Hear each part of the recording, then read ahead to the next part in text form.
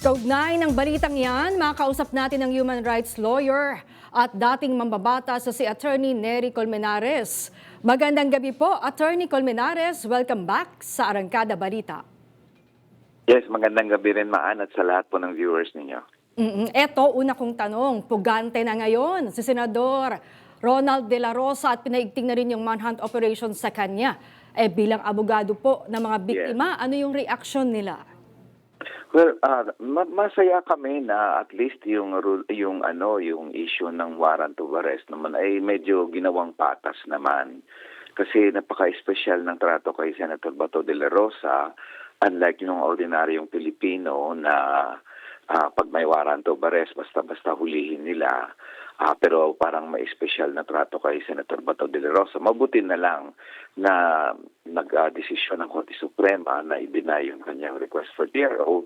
So yun ang panawagan namin sa mga kapulisan at sa authorities na i-implement na yung warrant of arrest. Kasi may batayan naman yan, hindi lang doon sa treaty natin sa Rome, kundi sa isang batas natin. So we're looking forward na sana ma-include na siya doon sa trial kung sakaling ma-aresto na siya para naman yung matagal nang hinihingi na hustisya ng mga biktima ay masasagot na rin sa pamamagitan ng trial niya.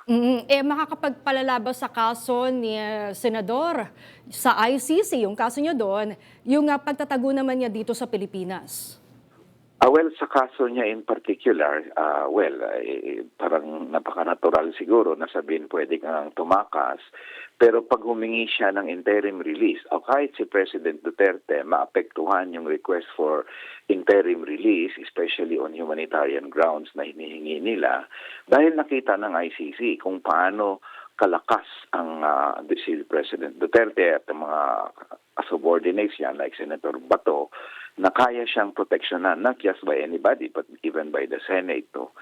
So baka maapektuhan na yung any request nila in the future for interim release because malaki talaga ang posibilidad na hindi na sila babalik sa ICC at tatakas pa sila in fact kung sakali mang bibigyan sila ng interim release kung mahuli man si Senator Bato de la Rosa.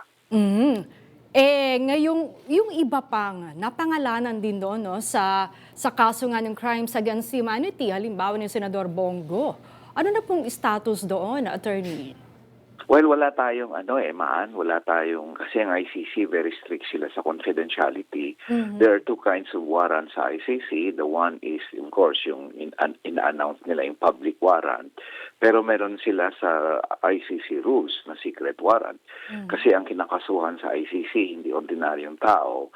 These are, very top officials, Presidente, Prime Minister, General, in this case, Senador. So, mahirap mag-public ng warrant kasi may facility and capacity yan na tumakas So, hindi nila yan sinasabi. Malalaman lang natin yan just in case gawin na nilang public.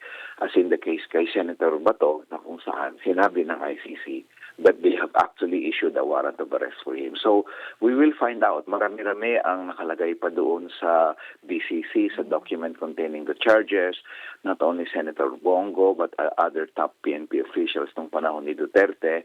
And in fact, there was even a ninth entity doon sa DCC, which is the other top PNP and government officials from the regional directors to the provincial and city commanders ng PNP nung panahon ng drug war. So, pwedeng mas marami pa sa 8 ang issuehan ng warrant of arrest, and this will include the generals na commander ng mga regions ng PNP that executed the war on drugs ni President Duterte because as we know, of course, in their perpetrator siya, the order to kill was actually instituted or executed by the commanders on the ground. So yeah, we will expect more warrants of arrest to be issued, but in the future, we will not find out about it unless the ICC, of course, makes it a public warrant of arrest. Marami ang nagtatanong, Attorney, posible bang magpangita o magka-reunion si dating Pangulong Rodrigo Duterte kapag nadala na doon si Senador De La Rosa sa The Hague?